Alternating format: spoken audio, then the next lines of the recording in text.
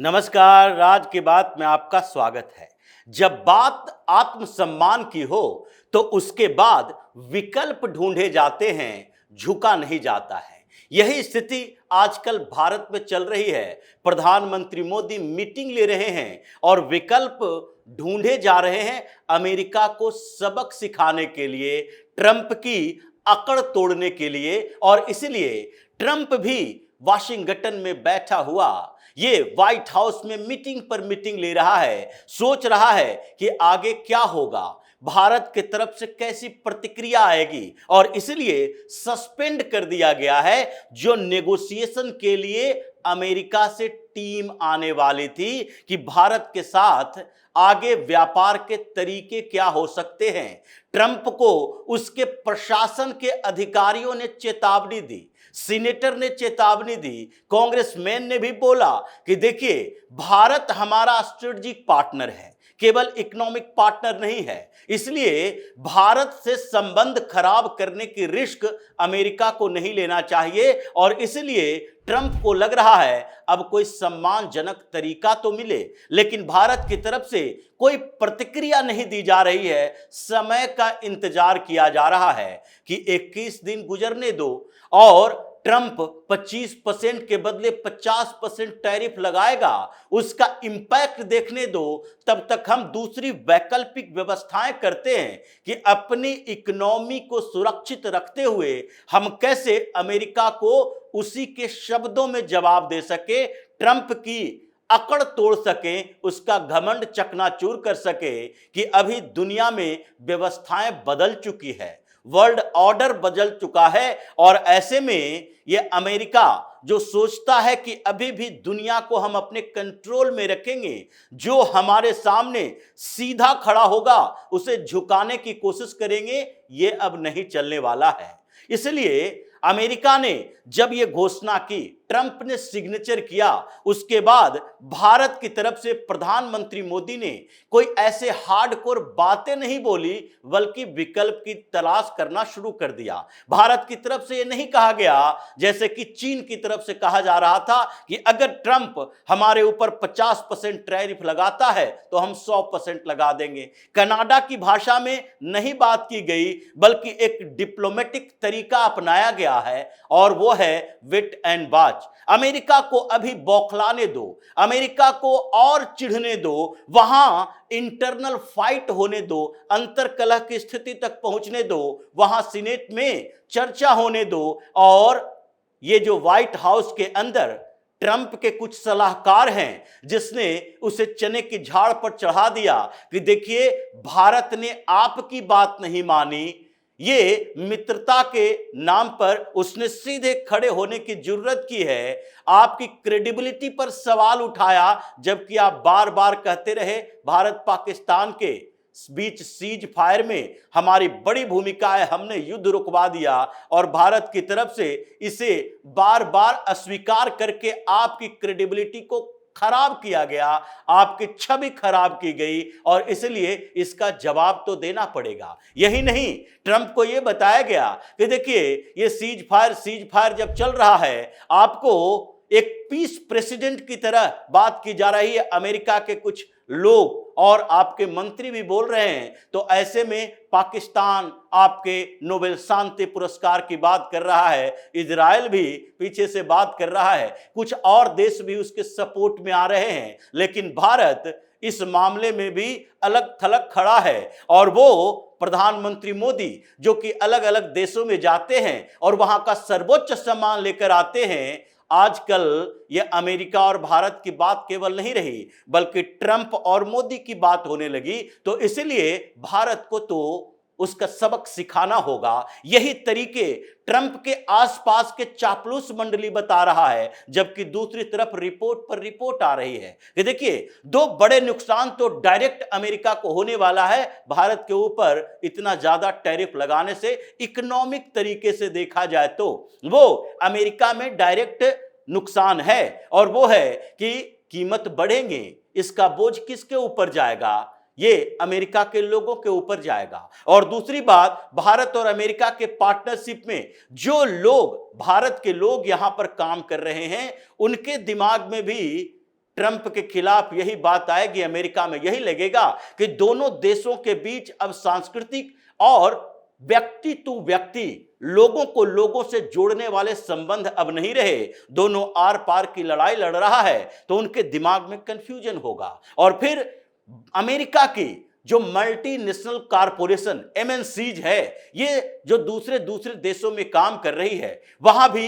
भारत इतना बड़ा मार्केट है, धीरे धीरे अभी तो थोड़ी सी स्थितियां अनुकूल होने की संभावना है, लेकिन जैसे ही प्रतिकूल होगी ये पाकिस्तान वाली स्थिति हो जाएगी। जिस तरह से पाकिस्तान के खिलाफ भारत के अंदर एक गुस्सा है जिसके कारण पाकिस्तान का टोटल बायकॉट किया जा रहा है, उसी तरीके से अमेरिका का भी बायकॉट शुरू हो जाएगा। और ऐसी स्थिति में कुछ कर नहीं सकते, क्योंकि अमेरिका का बायकॉट होने के बाद आप ये आरोप नहीं लगा सकते कि उबर कैब बुक क्यों नहीं हो रहा है, पेप्सी और कोक बिक क्यों नहीं रहा है, उसका सेल डाउन क्यों हो गया।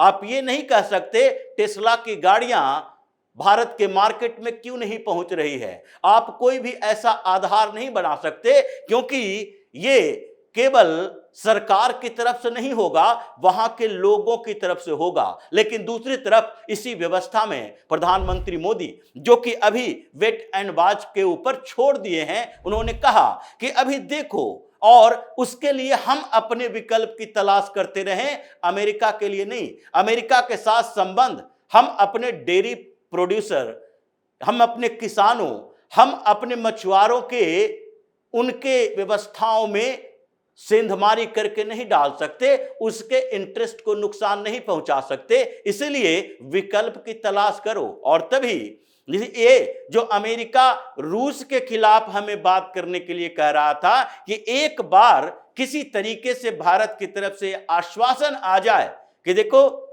आगे के समय में हम रूस से अपने एनर्जी डील को कम करेंगे, यानी कि तेल और गैस वहां से खरीदना कम कर देंगे, ये नहीं होने वाला है। जैसे ही ट्रंप ने ये बात कही, वैसे ही प्रधानमंत्री मोदी रूस की तरफ डोवाल को भेजे और पुतिन भारत आने के लिए तैयार हुए। चीन की तरफ से अमेरिका को सीधे तौर पर चैलेंज किया गया। भारत के समर्थन में चीन ने सीधे बोला कि यह अमेरिका की दादागिरी है। भारत और चीन दोनों एक ही प्लेटफॉर्म पर खड़ा है, क्योंकि दोनों का रूस के साथ तेल और गैस की डील है। हम 62 बिलियन डॉलर का व्यापार करते हैं तेल गैस का, तो दूसरी तरफ Bharat 52 billion dollar, 52 billion dollar का करता है। इसीलिए हम दोनों के खिलाफ ये एक एक करके टारगेट करेगा। रूस मुद्दा नहीं है, ये मुद्दा कुछ और लेकर आया है, इसलिए एकजुट होने की जरूरत है। प्रधानमंत्री मोदी एससीओ के सम्मेलन में जाने की बात कर दिए और उधर पुतिन के भारत आने की घोषणा हुई, और तीसरी तरफ मोदी और पुतिन के बीच बातचीत हुई। अमेरिका और चिढ़ा हुआ है और इसलिए उसने जो डेलीगेशन भेजने की बात कही थी उसे भी अपने होल्ड पर रख लिया है। लेकिन इस बीच रीजनल पैक्ट भी चल रहे हैं और भारत ने रूस और चीन के साथ जो बातचीत की है वो और आगे बढ़ रहा है, क्योंकि 4 रीजनल पैक्ट अभी सामने में है, जिसके लिए विकल्प ढूंढे जा रहे हैं कि इन देशों में हम कैसे आपसी व्यापार को और ज्यादा बढ़ाएं। ब्रिक्स देशों में ये बातें चल रही है, साउथ अफ्रीका हो, ब्राजील हो, रसिया हो, इंडिया हो, ये सब देश आपस में ये व्यापार के तरीके ढूंढ रहे हैं कि हम एक दूसरे के सामानों का बड़ा इंपोर्टर कैसे बने और हमारे सामान वहां पर कैसे जा सकते हैं। अमेरिका के सामानों की लिस्ट तैयार करो और भारत से जो अमेरिका जाने वाले सामान है उसके भी देखो कौन कौन से गुड्स हैं जो अमेरिका जाते हैं। जैसे टेक्सटाइल इंडस्ट्री की बात हो रही है, वो यूएसएसआर के देशों में भी जाएगा। ये ब्रिक्स के साथ साथ बिम्स्टेक, एससीओ और आसियान, ये 4 रीजनल पैक्ट जो हैं, इन सब को और मजबूत करने की तैयारी चल रही है कि अगर अमेरिका इस बार झुका नहीं, अगर अमेरिका ने यू टर्न नहीं लिया, अगर ट्रंप ने आगे भी 50% की बात की, तो उसके बाद हम उसके एक एक प्रोडक्ट के ऊपर ये टैरिफ बढ़ाएंगे,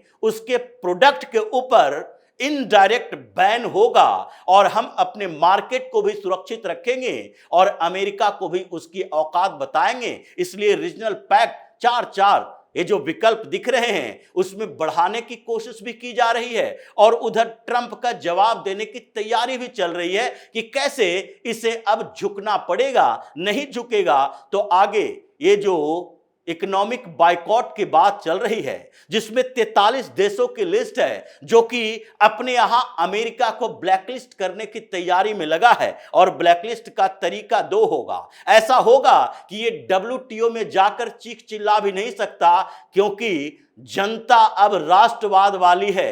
वो जानती है कि अमेरिका और भारत के बीच के इस संबंध में या फिर अलग अलग देशों में भी इस बात की चर्चा हो रही है कि हम पहले उसके MNCs का बाइकॉट करें, फिर उसके प्रोडक्ट का बाइकॉट करें और फिर अमेरिका को बताएं कि तुम देश में अपने देश के लिए सोचो और दुनिया का दादा बनने की कोशिश मत करो। इसलिए प्रधानमंत्री मोदी जो शांति से अपनी व्यवस्थाओं का आगे बढ़ाने की कोशिश में लगे हुए हैं और जो ये दिखा भी रहे हैं कि अमेरिका के इस टैरिफ की धमकी के बावजूद भारत अपने अंदर न तो सब्सिडी को कम करने की तैयारी में है, न इकोनॉमी के कमजोर होने की बातें कर रहा है और न कियोस्क पैदा होने दे रहा है। इसलिए ट्रंप की अकड़ तो निकल रही है, वो धाराशायी हो रहा है और उसके अंदर जो अमेरिका के अंदर विस्फोट हो रहा है वो कुछ दिन के अंदर पता चलेगा